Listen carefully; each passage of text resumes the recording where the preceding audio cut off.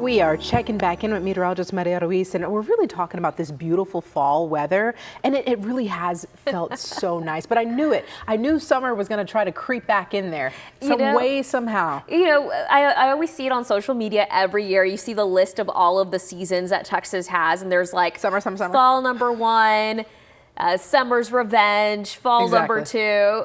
We're going to sneak into summer's revenge here as we head into the weekend. Too fast. Yeah, you know, September historically has had triple-digit heat. I don't have it in the forecast, but it has happened. Okay, all right.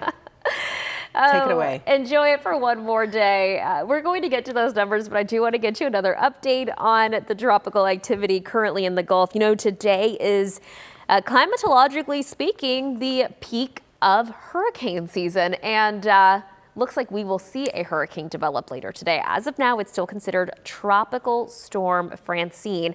And Tropical Storm Francine has a really well-defined eye. You can see quite a bit of storms on the left-hand side there, and all of that rain still piling in across portions of the coast. 65-mile-per-hour wind speeds near the center of circulation. That is certainly enough to rattle some waves close to the coast. So as this continues its trek towards the northeast, it will strengthen to Category 1 status later today.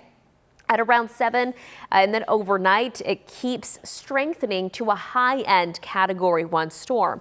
Expected to make landfall as a Category 1 with the latest update, but there is still time for this to change. Landfall happens in over 24 hours along the Louisiana coastline. The right-hand side is generally where we see the highest storm surge and the heaviest rain. Now, this will eventually continue along the Mississippi. It'll weaken as it moves over land, but still causing quite a bit of flood concern along areas of the Mississippi. Meanwhile, Texas stays on the left-hand side of that track, which is the weaker side, but it's still on the side of a hurricane. So let's talk about what that means for us. This is Tuesday, 7 p.m. You see some of those showers working their way onto the coastline. So the center of circulation, again, kind of moving away from Texas, but these high winds still moving along that Texas coastline, still pushing water inland. So that'll be something that we're watching as this moves and makes its landfall sometime Wednesday afternoon. We will still see some of those showers, some of those outer bands making it into Texas. Again, not a direct hit, but certainly feeling some of those impacts indirectly from Francine. Will be completely dry by the time Thursday comes around. Along that Louisiana coastline, there are hurricane warnings in place, but along the entire Texas coastline, we have tropical storm watch in place. We do have a couple of counties in Texas there along that coast with tropical storm warnings. What that means is the winds there are expected to be higher, and where those tropical storm warnings are is where the storm surge in Texas will be highest, between 3 to 5, but anywhere from Galveston down towards Corpus, 1 to 3 feet possible.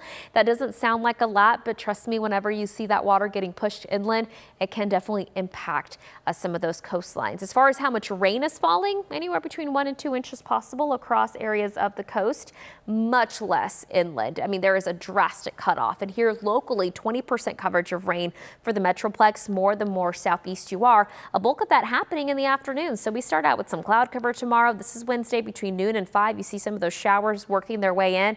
It's not going to be heavy rain, and it's not going to be for everyone, but the chance is there. Right now, DBU 78, dry, feeling fantastic. Today, still technically dry. Humidity goes up Wednesday, temperatures go up Thursday.